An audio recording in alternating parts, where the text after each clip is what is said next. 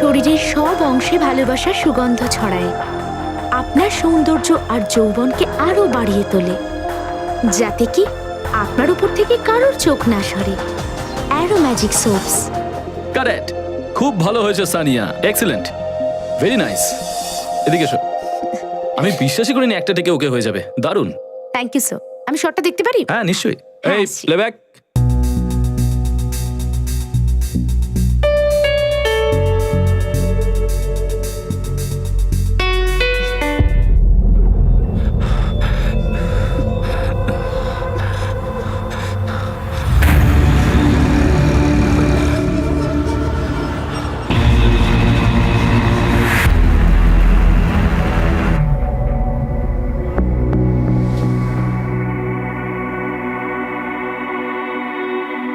Surprise গিফটটা কেমন লাগলো?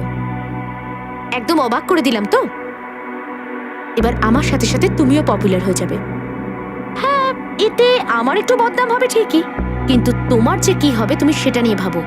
যদি কাল সকালের মধ্যে তুমি পুলিশের কাছে কি সব সত্যি না বলো, তাহলে আমি এই ভিডিওটা আপলোড করে দেব।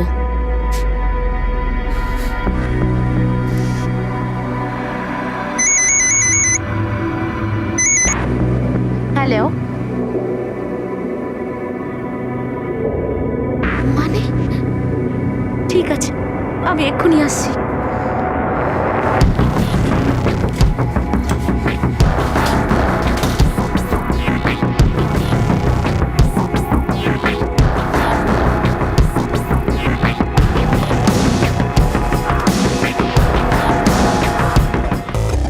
যে কোনো সময়, যে কোনো কারণে, যখন তখন, যেখানে সেখানে, You make me wild.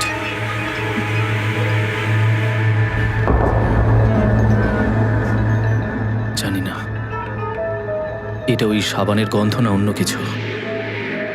যাই হোক না কেন, I can't live without you anymore.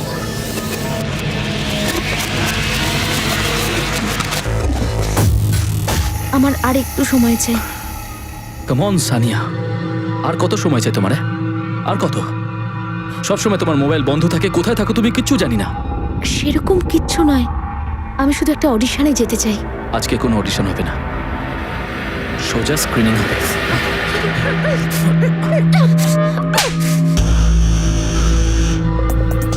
আমি জানতাম না যে তুই এতটা ছোট লোক। আমি তো তোকে ভালোবেসে ফেলেছিলাম, কিন্তু এখন বুঝলাম তুইও অন্য পুরুষদের মতোই।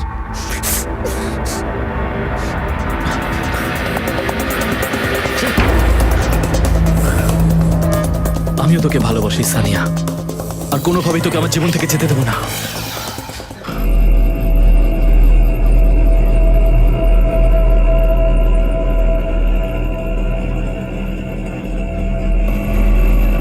দাদা, এদিকে এদিকে এদিকে, আগে এই মোড়ে দাঁড় করান। হ্যাঁ হ্যাঁ হ্যাঁ, ব্যাস ব্যাস।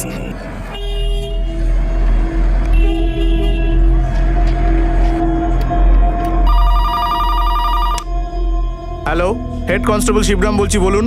স্যার, স্যার প্লিজ আমাকে বাঁচান স্যার, প্লিজ আমাকে বাঁচান স্যার। কিসের বিপদ আপনার? হ্যালো, স্যার আপনি এক্ষুনি মনোর বাংলোতে চলে আসুন। আপনার নাম কি? হ্যালো হ্যালো,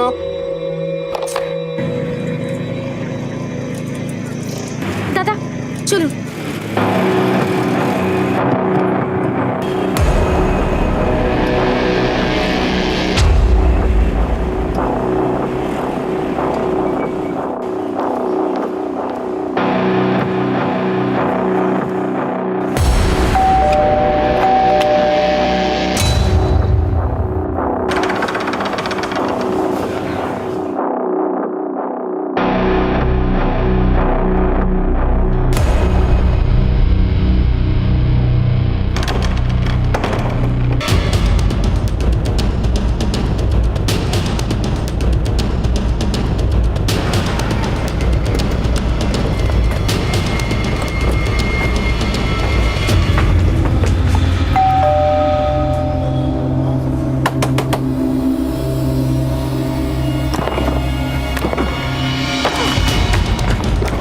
মেয়েটা এখনো কোথাও আছে, এক একটা রুমে চেক করো।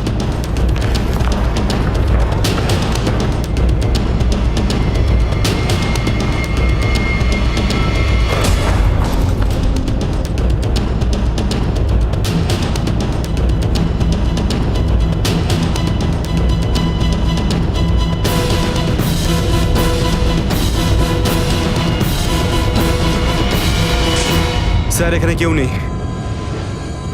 শিবরাম সেটা তো এই বাংলোর কথাই বলেছিল। এই বাংলোটার কথাই বলেছিল স্যার। স্যার আমি খুঁজে দেখছি যে ফোনটা কোথা থেকে হয়েছিল আর এই বাংলোটা কার নামে রয়েছে। Let's go.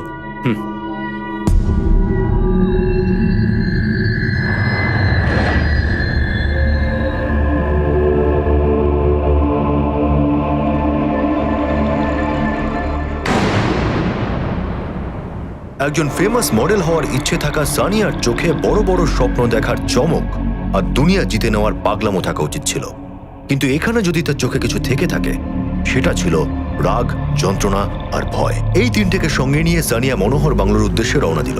রাস্তায় সে পুলিশকে ফোন করলো আর জানালো একটা বিপদের বিষয়ে। বিপদ তার প্রাণের ছিল। এই কেসে সানিয়ার ব্যক্তিত্বই যেন একটা রহস্যে মোড়া ছিল। এটা তো ঠিক যে সে লড়াই করছিল, কিন্তু তার জীবনের এই উথাল পাতালের কারণ তার কি প্রফেশনাল লাইফ ছিল না পার্সোনাল লাইফ, নাকি দুটোই? স্যার আমি জানতে পারলাম যে ওই মেয়েটা একটা পিসিও থেকে ফোন করেছিল। পাওয়ার মেয়েটা একটা পিসিও থেকে ফোন করেছিল, নিজের সেলফোন থেকে নয়। আচ্ছা, ওর সেলফোন কেউ ট্যাপ তো করছিল না। তারপর সে আমাদের মালারের মাঠ এলাকায় আসতে বলল, কিন্তু ব্যাপারটা কি? কিন্তু ওর জীবনে যদি সংশয় ছিল তাহলে ওখানে গেলই কেন? এটাতে ওর কোনো বাধ্যবাধকতা ছিল না তো? এই বাংলোর মালিকের খবর পেলে? এই বাংলোটা ধাবান গ্রুপস অফ কোম্পানির নামে রয়েছে। ওরা এটা গেস্ট হাউসের হিসেবে ব্যবহার করে। স্যার স্যার ইনি সঞ্জয় প্রধান, senior vice president Dhawan group of companies. ইনি কিছু রিপোর্ট লেখাতে চান। স্যার আমার মেয়ে সানিয়া কাল সকালে বাড়ি থেকে বেরিয়েছিল, এখনো বাড়ি ফেরেনি স্যার। আমার কোম্পানির প্রোডাক্টের অ্যাড ছিল। আমরা ওদের কাছে যখন জানতে চাই তখন ওরা বলেছিল ও অনেক আগেই নাকি বেরিয়ে গেছে। সঞ্জয়বাবু, আমার মনে হচ্ছে আপনার মেয়ে ওখান থেকে 6টার আশেপাশে বেরিয়েছে। এই ধরুন ওই 6:45 নাগাদ। আপনি কি করে জানলেন স্যার? কেননা আমাদের কাছে 6:15টার সময় একটা কল এসেছিল। যে কল করেছিল সে একটি মেয়ে। সে আমাদের বলেছিল তার জীবনে সংশয় আছে, আর সে আমাদের আপনার কোম্পানির গেস্ট হাউসে ডেকেছিল। কিন্তু আমরা ওখানে যাওয়ার পর আমরা কাউকে পাইনি। আমার মেয়ের জীবন সংশয় কে করেছে? প্লিজ স্যার ওকে তাড়াতাড়ি খুঁজে বার করুন, যাতে ওর কিছু না হয়ে যায়। এমন কেউ আছে যার সাথে তার বন্ধু না, বা সানিয়ার অতীতের কোনো ঘটনা যেটা বর্তমান হিসেবে হাজির হয়েছে? মোটামুটি 12 বছর আগে সানিয়ার মায়ের সাথে আমার ডিভোর্স হয়ে যায়। ততদিন পর্যন্ত সানিয়ার পড়াশোনার খরচ আমিই চালাতাম। কিন্তু 6 বছর পর যখন সানিয়া কলেজে যেতে লাগলো, তখন ওর খরচ সামলানোর মায়ের পক্ষে মুশকিল হয়ে গেল। তখন সানিয়া আমার কাছে ফিরে এলো। সানিয়ার মডেলিং এর খুব শখ ছিল, অ্যাক্টিং করতে ভালোবাসতো। তখন স্যার আমি আমার কোম্পানির সাথে কথা বলে আমার কোম্পানির একটা দুটো প্রোডাক্টের অ্যাড ওকে পাইয়ে দিয়েছিলাম। তারপর থেকে অনেক অফার ও মার্কেটে পেতে লাগলো।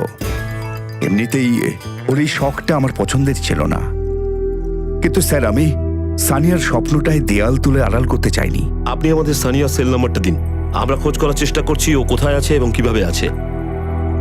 এমন কেউ আছে যাকে সন্দেহ করেন? সানিয়ার একজন অ্যাড ফিল্মের ডাইরেক্টরের সাথে বন্ধুত্ব ছিল। ওর নাম নীরজ ঠক্কর।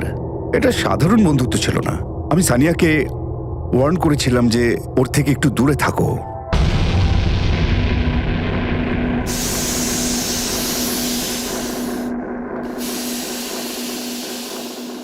যে নাম্বারে কল করেছেন সেটি এখন বন্ধ আছে, কিছুক্ষণ পরে আবার চেষ্টা করুন। মেয়েটাও না একদম কাণ্ডজ্ঞানহীন। কে জানে ফোনটা কোথায় রেখে দিয়েছে। আরে ভাই, এই কি লাইন লিখেছে রাইটারটা? রাইটার কি পাগল হয়ে গেছে নাকি? একটা কাজ করো, তুমি স্ক্রিপ্টটা ভুলে যাও। আমি তোমাকে যা বলবো তাই করবে, ঠিক আছে? আচ্ছা গট ইট? আচ্ছা। আরে ভাই, রাইটারটাকে কেউ ফোন করে আমার তরফ থেকে দূরে খিস্তি দে তো। 2-4 করণ লিখতে শিখেই রাইটার ভাবে নিজেদের। আরে ভাই, তুই কেন আমার মুখের উপর লাইট মারছিস? আর্টিস্ট তো ওইদিকে। কার মুখ থেকে উঠেছিলাম সকালে? হ্যাঁ ডাইরেক্টর বাবু, ঠিকই বলেছেন আপনি। কোনো কোনো সময় এই শুটিংগুলো খুব খারাপ হয়ে যায়।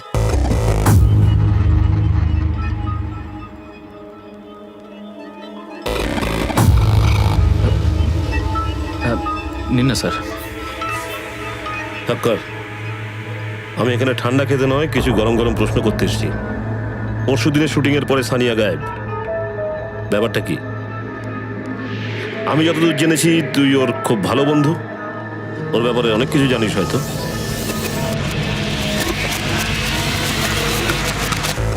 আমি জানি না অ্যাকচুয়ালি স্যার। তোরা তো শুধু সেটুকুই জানিস যতটুকু তোদের রাইটার স্ক্রিপ্টে লিখে পাঠায়, কিন্তু ঠাক্কার, ওটা রিয়েল লাইফ আর এটা রিয়েল লাইফ। আর রিয়েল লাইফের রাইটারও আমরা, ডাইরেক্টরও আমরা। আর দরকার হলে অ্যাকশনটাও ভালো করি। আমরা জানতে পেরেছি পরশু ভ্যানিটিতে তোর আর সানিয়ার খুব ঝগড়া হয়েছিল, এতটাই বেশি হয়েছিল যে আওয়াজটা বাইরে অব্দি এসেছিল।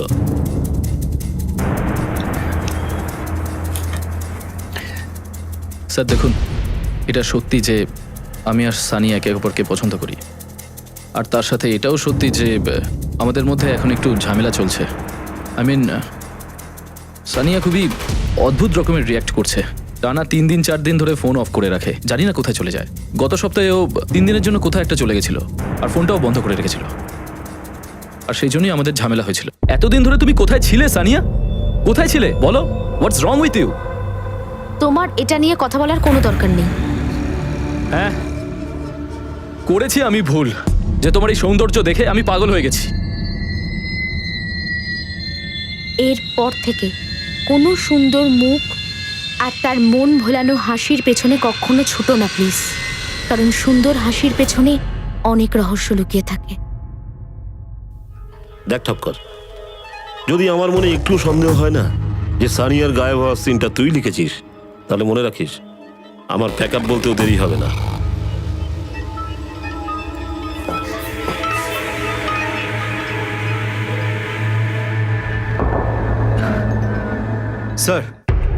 স্যার, সানিয়ার নাম্বারটা লাস্ট মালাডের কাছে অ্যাক্টিভ ছিল। 6:45 নাগাদ ওর মোবাইলের লাস্ট লোকেশন মাঠ থেকে মানোর বাংলোর কাছাকাছি ছিল। আর স্যার, যে লোকেশনটা ফোন ডিটেলসে শো হচ্ছিল সেই লোকেশনে শুধু মাঠ জেটিরই বোট চলে। স্যার শিওর এটা সমুদ্রের মধ্যেই ফেলে দেওয়া হয়েছে। একটা কাজ করো, এক্ষুনি মাঠ জেটি যাও আর দেখো 6:45-এর আশেপাশে কোন বোট চলে, আর সমস্ত পুলিশ স্টেশনে সানিয়ার ফটো সার্কুলেট করাও। স্যার আর একটা কথা, সানিয়া যেদিন নিখোঁজ হয় সেদিন ওর ফোনে 2টো ফোন কল আসে। স্যার এই নাম্বারগুলো অদ্ভুত, এই দেখুন 1000545 আর একটা 100086564। স্যার এমন কলগুলো আসে যখন ইন্টারনেট থেকে কল করা হয়। স্যার এই নাম্বারগুলো ট্রেস করার জন্য আমি পাঠিয়ে দিয়েছি, খুব তাড়াতাড়ি রিপোর্ট আমরা পেয়ে যাব। আর বাকি আইপি অ্যাড্রেস আর কল ডিটেলস পাওয়ার পর আমরা ওই জায়গায় পৌঁছবো যেখান থেকে কলসগুলো করা হয়েছিল। বাবা, এই দুটো কলই 5টা থেকে 6টার মধ্যে হয়েছে, আর ঠিক এরই মধ্যে সানিয়া শুটিং ছেড়ে চলে গিয়েছিল। 6:15টার সময়ও পাবলিক বুথ থেকে ফোন করে যে তার জীবনে সংশয় আছে, আর ঠিক আধা ঘন্টা পরে তার মোবাইল সুইচ অফ হয়ে যায়। মাঠ জেটি থেকে এই বাংলোটার দূরত্ব খুব বেশি হলে 15 মিনিট। আই এম শিওর এই দুটো নম্বরই তার নিরুদ্দেশ হওয়ার সাথে কোনো সম্পর্ক আছে।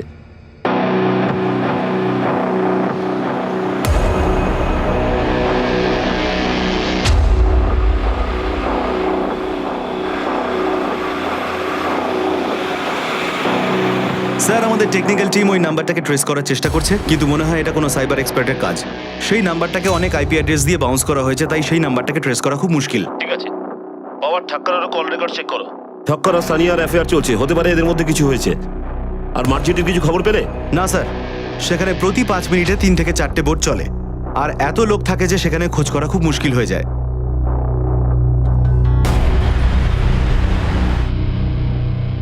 ইন্সপেক্টর, আমি সত্যিই অবাক যে সানিয়া আমাদের কোম্পানির গেস্ট হাউসের নাম করেছে।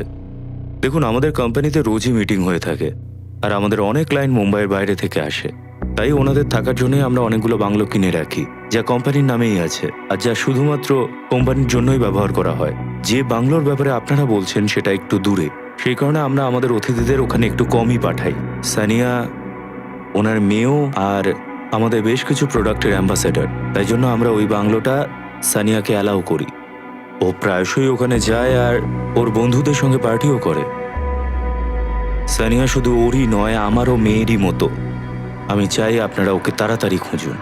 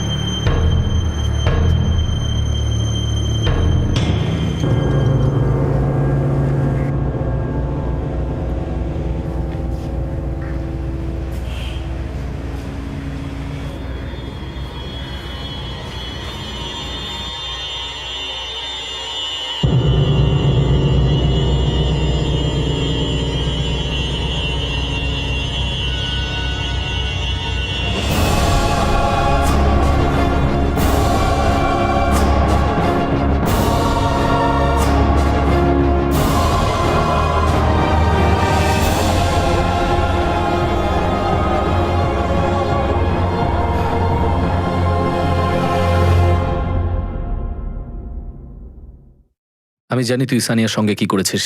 আমি সেদিন তোকে সানিয়ার সঙ্গে দেখেছিলাম। আমি চাইলে সবকিছু পুলিশকে বলে দিতে পারি, কিন্তু তুই চাইলে আমি কাউকে কিচ্ছু বলবো না। কিন্তু তার জন্য আমার একটা শর্ত আছে। স্যার স্যার এটাই হলো ঠাক্কারের সেলফোনের লোকেশনের ডিটেলস। ও সেখানেই ছিল যেখানে সানিয়া ছিল। এই ঠাক্কারই এই তালাটার চাবি পাওয়ার, আর এইটুকু প্রমাণ যথেষ্ট ওকে তোলার জন্য।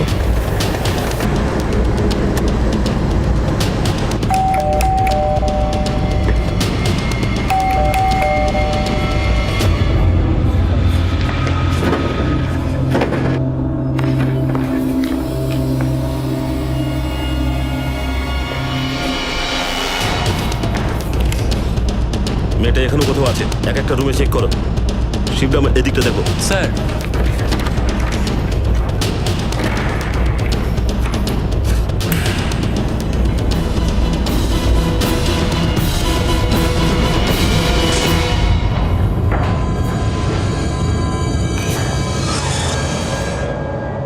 ঠাকুরের মৃত্যু যেন পুলিশের কাছে একটা ডেড এন্ড ছিল, কারণ পুলিশের সন্দেহের তীর ঠাকুরের উপরে ছিল, আর কেনই বা হবে না। যেদিন সানিয়া নিখোঁজ হয়েছিল সেদিন ঠাকুরের ফোন মনোহর বাংলোতে অ্যাক্টিভ ছিল, কিন্তু পুলিশকে দেওয়া নিজের স্টেটমেন্টে ঠাকুর পুরো সত্যিটা বলেনি। হয় সে জানতো যে সানিয়া কোথায় রয়েছে, আর না হলে সানিয়া নিখোঁজ হওয়ার কারণ তা জানা ছিল। ওই দিন মনোহর বাংলোতে ঠাকুর সানিয়াকে কার সঙ্গে দেখেছিল সেই বিষয়ে পুলিশকে সে কিচ্ছু জানায়নি। নাকি এই সব কিছুর পিছনে তার নিজের কোনো স্বার্থ ছিল? এই সব রহস্যই ঠাকুরের মৃত্যুর সঙ্গেই মারা গিয়েছিল। সানিয়া সত্যি কথাই বলেছিল যে অনেক ক্ষেত্রেই সুন্দর মুখ আর পাগল করে দেওয়ার মতো হাসির পিছনে অনেক রহস্য লুকিয়ে থাকে। আর এক্ষেত্রেও সানিয়া তার সুন্দর মুখের পিছনে এমন এক কুৎসিত রহস্য লুকিয়ে রেখেছিল যা তার নিখোঁজ হওয়ার কারণ হয়ে দাঁড়িয়েছিল। শুরুর অনুসন্ধানে খুবই সাধারণ মনে হওয়া সানিয়া মিসিং কেস এখন তার প্রেমিক ঠাকুর মার্ডার কেসে পরিবর্তিত হয়েছে। সেই কারণে পুলিশ সানিয়া আর ঠাকুরের জীবনের সঙ্গে যুক্ত প্রত্যেকটা অধ্যায় দেখতে শুরু করলো। সানিয়া কাজে খুব আনপ্রফেশনাল ছিল। প্রায় অডিশনের জন্য দেরিতে আসতো, মিটিং ক্যান্সেল করে দিত, শুটিং এর মাঝপথেই চলে যেত। এমনকি এতদিন আগের বয়ফ্রেন্ড আকাশকে নিয়ে আজও অবধি খুবই পজেসিভ ছিল।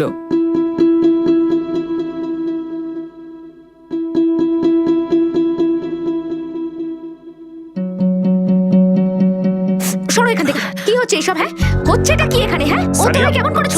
কেমন আমি তোমার সঙ্গে তোমাকে? সানিয়া, আমি পরে কথা বলছি। তোমার সাথে আমার কিছু কথা আছে। সানিয়া, আরে আকাশ, তুমি ওকে ছুঁচো কেন? ওর গায়ে হচ্ছে নাকি? অ্যাকচুয়ালি আকাশ আর সানিয়া একে অপরকে কলেজ থেকে চিনত। ও সানিয়ার এক্স বয়ফ্রেন্ড ছিল। এই সানিয়ার এক্স বয়ফ্রেন্ড আকাশের নাম্বার আছে আপনার কাছে? আগে হ্যাঁ। স্যার, ঠাক্কারের পোস্টমর্টম রিপোর্ট চলে এসেছে। মৃত্যুর সময় ও নেশাগ্রস্ত ছিল, সেই কারণে ও নিজের প্রাণ বাঁচানোর চেষ্টা করতে পারেনি তখন, আর তাই অনায়াসেই ওকে গলা টিপে মেরে ফেলে কেউ। স্যার, ওর কল ডিটেলসও চলে এসেছে। ও শেষ কলটা আকাশের সঙ্গে হয়। মডেল আকাশ, এ ওই ছেলেটাই যার প্রতি সানিয়া খুব পজিটিভ ছিল। আমি তোমায় এত ভালোবাসি যে আমি তোমায় কখনো আমার থেকে দূরে যেতে দেব না। আকাশ, হ্যাঁ? এরকম কিছু ডায়লগ সানিয়াকেও বলার উচিত ছিল তোর, তাহলে হয়তো সত্যি সত্যি ও দূরে চলে যেত না। কি কি কি হয়েছে স্যার? কি হয়েছে, কেন হয়েছে সেটা তো তুই আমাদের বলবি। হ্যাঁ স্যার, আমাকে ঠাক্কার ফোন করেছিল। আমরা দুজন একে অপরকে সানিয়ার ছুতেই চিনতাম স্যার। স্যার, ও আমাকে ফোন করেছিল কারণ ও সানিয়ার মায়ের নাম্বার চাইছিল, তো আমি ওকে দিয়ে দিই। স্যার, আমার মেয়ের ফোন পরশু রাত থেকে সুইচ অফ আসছে। পরশু থেকে? আর আজকে আপনি কমপ্লেন করতে এলেন? স্যার, আমার মেয়ে একজন মডেল, আর ও আমার কাছেও তো থাকে না। এটা প্রথমবার নয় যে ওর ফোন সুইচ অফ, প্রায়ই এরকম হয়, কিন্তু এবারটা যেন অদ্ভুত লাগছে। আপনার মেয়ের নাম কি? তোর আর সানিয়ার কি চলছিল? একটা অ্যাডে শুটে তোর জন্য সানিয়ার ঝগড়া হয়েছিল।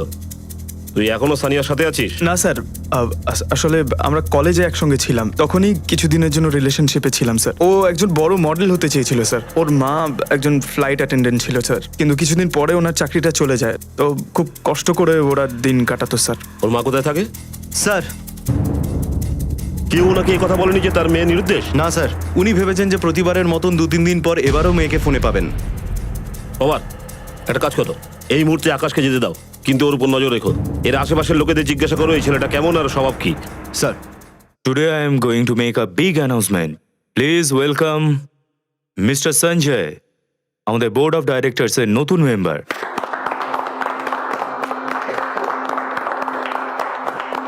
সঞ্জয়, তোমার এই পদটা তোমার দক্ষতা এবং পরিশ্রমের জন্যই পেয়েছো। তুমি খুশি তো?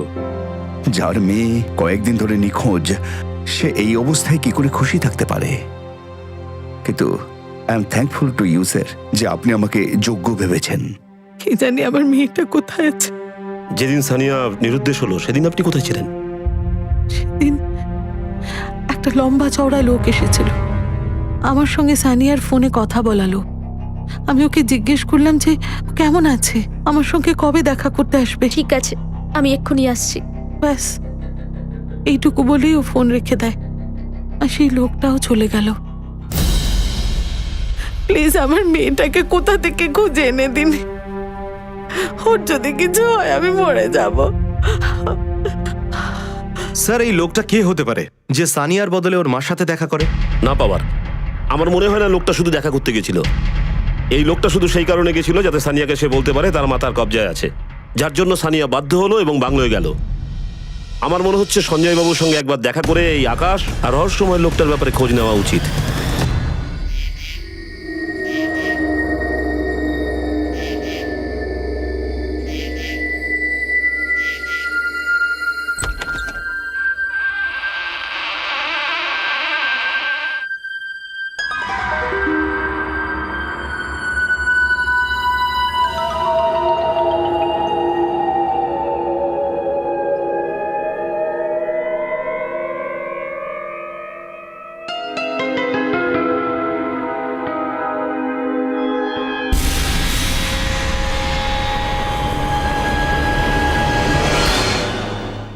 স্যার, আমার মেয়ের কোনো খোঁজ পেয়েছেন? সঞ্জয় বাবু, সানিয়ার নিরুদ্দেশ হওয়ার ব্যাপারে আমরা শুধু ঠক্করকেই সন্দেহ করছিলাম, কিন্তু ঠক্করের মৃত্যু এই ব্যাপারটাকে আরো প্যাঁচালো করে দিয়েছে। আমরা এই কেসটায় আপনার পরিবার, আপনার বাবা মার সঙ্গে কথা বলতে পারি? হ্যাঁ, অবশ্যই, আমি সবাইকে ডেকে আনছি স্যার। নমস্কার, বলুন কি জানতে চাইছেন? সব থেকে আগে তো আমরা এটাই জানতে পেরেছি যে সানিয়ার সানিয়ার নিরুদ্দেশ হওয়ার ব্যাপারটা জানিই না, আর যখন সানিয়া আপনাদের সঙ্গে থাকতে এলো কিছুদিন বাদেই ফেরত গেল। তার কারণটা সে কাউকে বলতে চায়নি। আপনারা কি কারণটা বলতে পারেন? আসলে ওর বাবার উপর খুব রেগেছিল, আর সবকিছু ও নিজেই করতে চেয়েছিল। কেউ ওকে তার কোম্পানির অ্যাড সুপারিশ করে পাইয়ে দিয়েছিল। তাহলে আপনারা ওকে ফেরত কি করে নিয়ে আসলেন? আমি ওকে বুঝালাম যে যা কিছু হয়েছে ওর বাবার সুপারিশে নয়, ওর নিজের যোগ্যতায় হয়েছে। আপনারা আকাশের ব্যাপারে জানেন? ওর কলেজের বন্ধু? হ্যাঁ, এই তো সেই ছেলে যে আমাদের মেয়েটাকে বিগড়েছে। এই তো আমাদের মেয়েটার মাথায় মডেলিং আর অ্যাক্টিং এর পোকা ঢুকিয়েছে। সঞ্জয় বাবু, আপনিও কি মনে করেন সানিয়া নিরুদ্দেশ হওয়ার ব্যাপারে আকাশের হাত আছে? আপনার কাছে কি কোনো ফোন বা মেসেজ এসেছে মুক্তিপণের জন্য? দেখুন, আমাদের কোনো কিছু লুকিয়ে অপরাধীকে আড়াল করবেন না, না তো ওরা আপনার মেয়েকে ফেরত দেবে আর আপনার পুরো টাকাটাও নিয়ে চলে যাবে। যদি এইরকম কোনো ঘটনাও ঘটতো তাহলে ভালো হতো, অন্তত সানিয়ার সাথে আমার কথা তো হতো, আর সমস্ত সম্পত্তি আমি ওকে দিয়ে দিতাম। কিন্তু এরকম কোনো ঘটনা ঘটেনি স্যার, না কোনো ফোন এসেছে, না কোনো মেসেজ। স্যার, আমি প্রত্যেকটা জায়গায় খুঁজে দেখলাম। যবে থেকে আকাশ এখান থেকে চলে যায় তবে থেকে ও আন্ডারগ্রাউন্ড হয়ে যায়, আর ওর ফোনটাও সেদিন থেকে সুইচ অফ। কল ডিটেলস এর ব্যাপারে আমি বলে দিয়েছি। তার মানে এইসবের পিছনে আকাশেরই হাত আছে। স্ট্রাগলিং অ্যাক্টর, কেরিয়ারটা খুব ভালো চলছে না, আর এই অ্যাক্টরদের খরচ অনেক হয়। তাহলে এই খরচগুলো পূরণ করার জন্য সানিয়াকে ও কিডন্যাপ তো করেনি, আর আমাদের জিজ্ঞাসাবাদের পরে ও আরো ভয় পেয়ে গেছে হয়তো।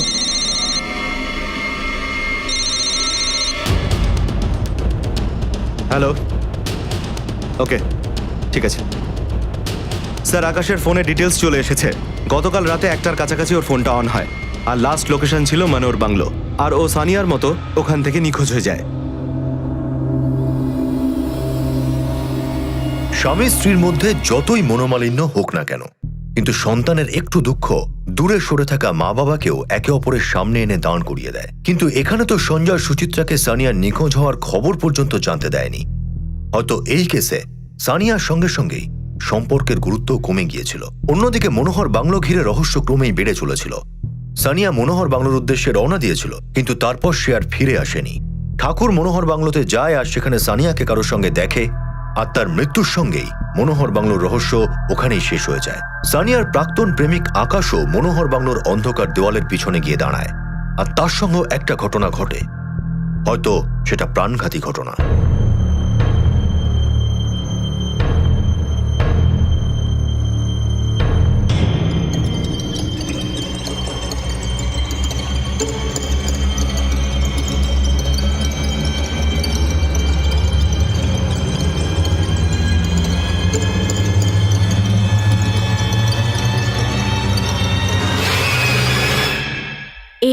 থেকে কোনো সুন্দর মুখ আর তার মন ভোলানো হাসির পেছনে কখনো ছুটো না প্লিজ, কারণ সুন্দর হাসির পেছনে অনেক রহস্য লুকিয়ে থাকে।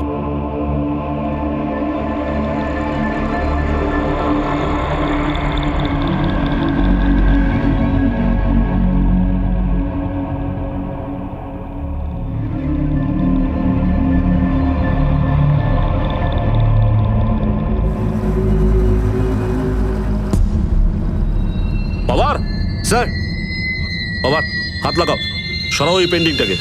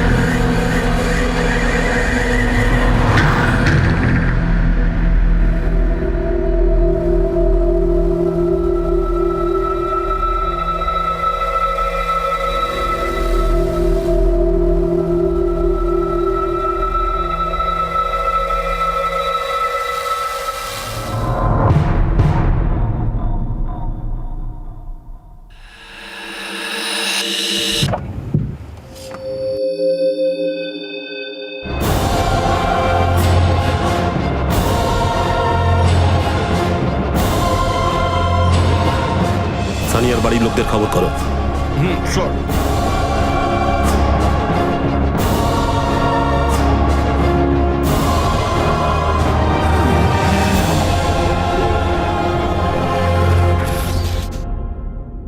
ইন্সপেক্টর, আমি মনোর বাংলোর ব্যাপারে জানতে পেরেছি, জেনে খুব কষ্ট হয়েছে। রজতবাবু, আমরা আপনার কোম্পানির ওই লোকেদের আইডিটা চাই যাদের ওই বাংলোটা ব্যবহার করার অনুমতি আছে। শিওর, আমি এখনই অ্যারেঞ্জ করে দিচ্ছি।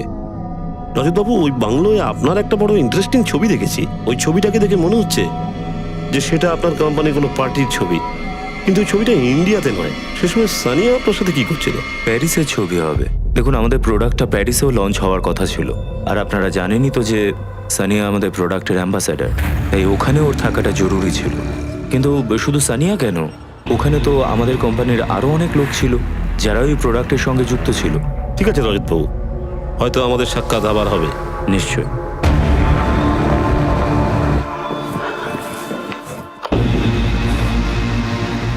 হ্যাঁ, প্রেস কনফারেন্সটা 5টার সময় ফিক্স তো? বাবা, পোস্টমর্টমের রিপোর্ট অনুযায়ী সানিয়া তো সেদিনকেই মারা গেছিল যেদিন কি ওর নিরুদ্দেশ হয়েছিল, কিন্তু পোস্টমর্টমের রিপোর্ট এটাও বলছে মৃত্যুর আগে ওর সাথে শারীরিক নিগ্রহ হয়েছিল। খুব তাড়াতাড়ি আমরা সেই ব্যক্তির ডিএনএ রিপোর্টও পাবো যার সাথে সানিয়া এই সম্পর্কটা করেছিল। ওই আকাশকে কেউ প্রথমে মাথায় আঘাত করে, এই আঘাতটা হঠাৎই হয়েছে, কিন্তু খুনি কনফার্ম করার জন্য তার গলা টিপে ধরে তাকে মেরে ফেলে। স্যার, সানিয়া অনেক সময় নিখোঁজ হয়ে যেত।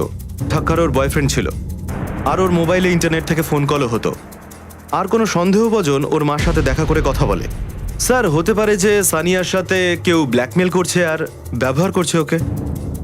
আর মনে হয় সেই সন্দেহভাজন ওর মার সাথে দেখা করতে আসে। যদি আমরা স্যার এই কেস রিলেটেড প্রত্যেকটা ফটো ওর মাকে দেখাই, তাহলে এই সন্দেহের ফটো থেকে ওর মা কাউকে চিনে ফেলতে পারে।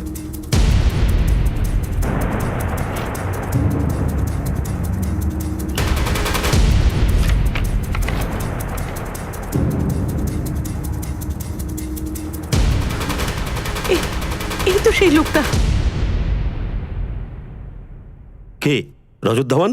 না না, ওই ওনার পিছনে, ওই যে এইটা। বাবা, এই লোকটা তো আমাদের লিস্টেই নেই। এর ব্যাপারে এক্ষুনি খোঁজ নিতে হবে। কিন্তু এ যেই হোক না কেন রজত ধাওয়ানের খুব কাছের লোক, সেই জন্য ঠিক ওর পিছনে দাঁড়িয়ে আছে। বাবা, এই লোকটাকে আধা ঘন্টার মধ্যে পুলিশ স্টেশনে নিয়ে এসো। স্যার,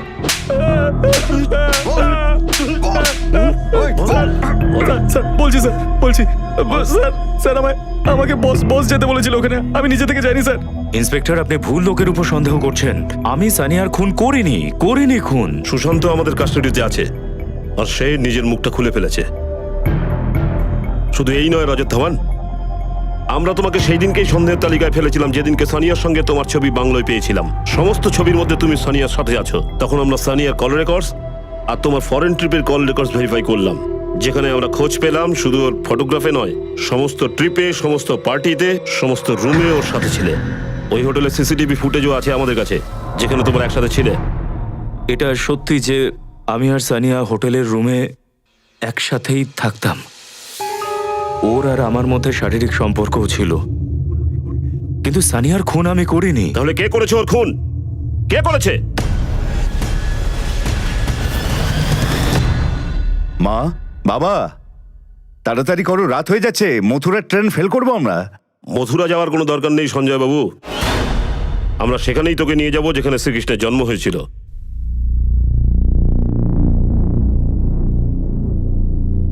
এই হলো সানিয়ার মেডিকেল রিপোর্টস, যেটা থেকে এটাই প্রমাণিত হয় যে তার মৃত্যুর আগে তার সাথে শারীরিক সম্পর্ক করা হয়েছিল। বলবি না তোকে দিয়ে বলাবো? কিচ্ছু ভুলিস না, আমার পুরো কাহিনীটা চাই, বল। সুচিত্রার সানিয়া আমার জীবন থেকে দূরে চলে গেছিল। সানিয়া আবার ফিরে এসেছিল। যখন এসেছিল তখন অনেক বড় হয়ে গিয়েছিল।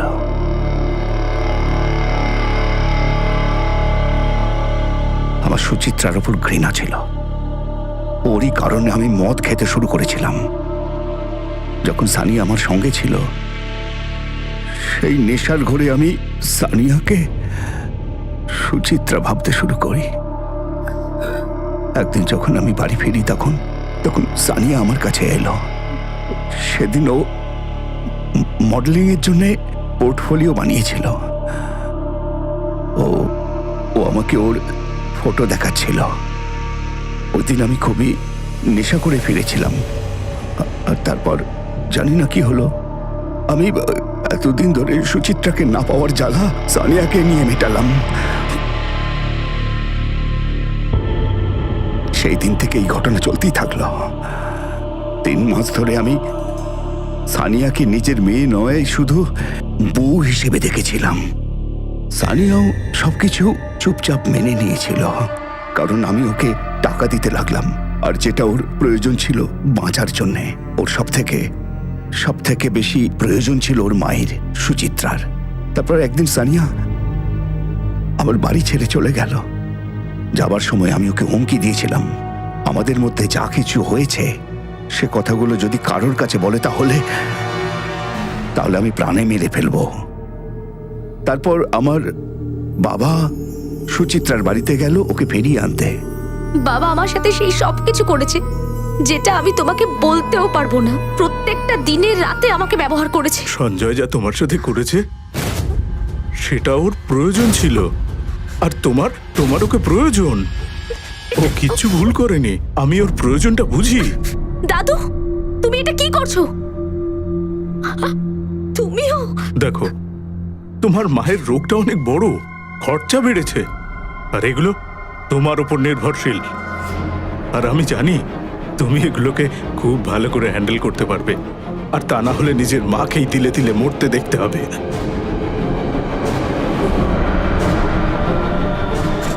এরপর তো আমার বাবাই শুরুটা করেছিল, তবু আমি ওকে বুঝিয়েছিলাম। আমি ওকে বলেছিলাম যদি নিজের মায়ের চিকিৎসা করতে চায়, ওকে বাঁচাতে চায়, তার জন্য টাকা লাগবে। সেই টাকা ওকে একজনই দিতে পারে, সে হলো রজত স্যার। আমি রজত স্যারের সঙ্গে সানিয়ার পরিচয় করিয়ে দিলাম। স্যার, এ হলো আমার মেয়ে সানিয়া, যার কথা আপনাকে আগে বলেছিলাম। Yeah how are you? I am fine. Sanjay, আজ সন্ধ্যাবেলা আমি আর সানিয়া একটা 5 কোর্স ডিনারের জন্য যাব। না, আজ আমি একটু বিজি আছি। আরে কি কথা বলছো তুমি? রজত স্যারের সাথে এই ডিনার যদি তুমি না করো, তোমার মায়ের খাওয়া দাওয়ার জন্যে আর চিকিৎসার জন্য টাকা পাবি না।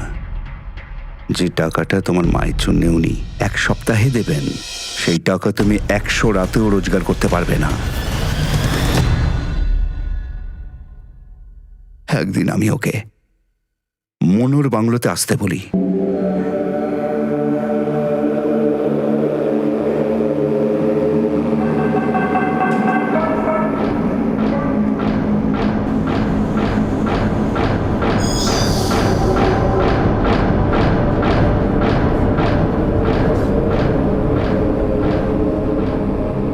সেখানে আমি আমার কামনা মেটাই। তারপর সেখানে রজত স্যারও নিজের কাজ করেন। এরকম কি হয়েছিল যে সানিয়াকে একেবারে মেরে ফেললি? সানিয়া তো ওর আর রজত স্যারের একটা এমএমএস ক্লিপ বানিয়েছিল, যেটা দিয়ে ও রজত স্যারকে ব্ল্যাকমেল করত। সারপ্রাইজ গিফট কেমন লাগলো? একেবারে অবাক হয়ে গেলে তো? এবার আমার সাথে সাথে তুমিও পপুলার হয়ে যাবে। হ্যাঁ, এর থেকে আমার একটু বদনাম হবে, কিন্তু তোমার যে কি হবে সেটা তুমি ভাবো। যদি কাল সকালের মধ্যে তুমি পুলিশের কাছে গিয়ে সব সত্যি না বলো, তাহলে আমি এই ভিডিওটাকে আপলোড করে দেব। তারপর রজত স্যার আমাকে একটা অফার দেয়, বোর্ড অফ ডাইরেক্টরের একটা পদ, অথবা সানিয়া। আমি পদ বেঁচেছিলাম। রজত স্যারের বডিগার্ড সুশান্ত সুচিত্রার বাড়ি যায়। ওখানে গিয়েও সুচিত্রার সঙ্গে আর সানিয়ার সঙ্গে ফোনে কথা বলায়। সুশান্ত সানিয়াকে হুমকি দেয় আর মনোর বাংলোতে আসতে বলে।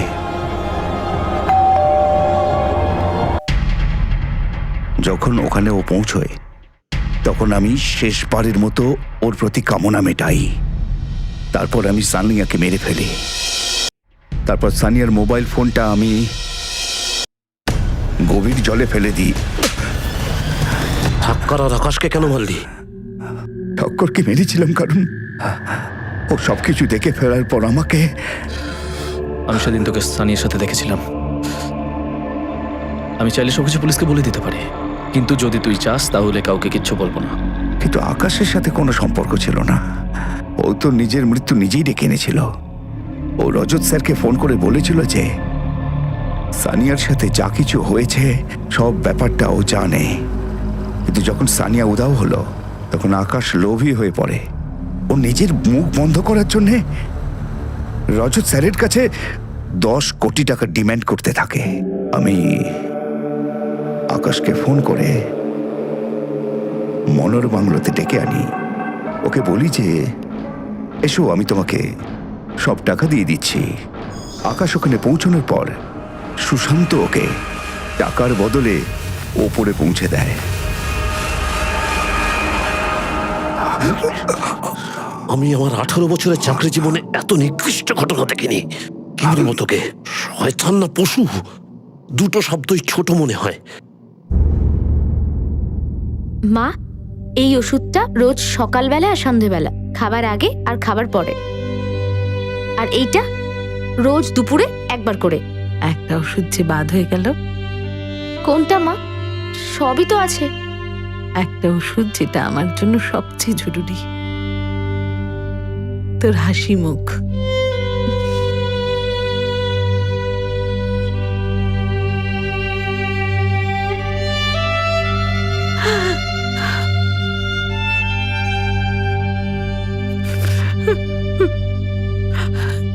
যখন সম্পর্কের মধ্যে লালসা আর কামনার জন্ম নেয়, তখন আত্মার মৃত্যু আগে আর শরীরের মৃত্যু পরে হয়।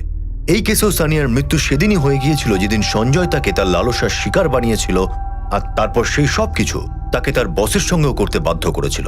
পুলিশ রজত ধওয়ানকে আইপিসির ধারা 376D আর সঞ্জয় প্রধানকে 376 ধারায় ধর্ষণের অভিযোগে আর দুজনকেই আইপিসি 302 ধারা অনুযায়ী খুনের অভিযোগে গ্রেফতার করেছে। আর সেই সঙ্গেই পুলিশ রজত ধওয়ানের বডিগার্ড সুশান্তের বিরুদ্ধেও আইপিসি 302 ধারা অনুযায়ী হত্যার অভিযোগ এনেছে। এখন আমি অনুষ্ঠানে আপনাদের কাছ থেকে বিদায় নিচ্ছি। আবার দেখা হবে পরবর্তী এপিসোডে আরও একটা চমকে দেওয়ার মতো ঘটনা নিয়ে। ততক্ষণ নিজের আর নিজের পরিবারের খেয়াল রাখুন আর দেখতে থাকুন ক্রাইম পেট্রোল ডায়াল 100। শিক্ষা একজনের, জ্ঞান আমাদের সবার। জয় হিন্দ।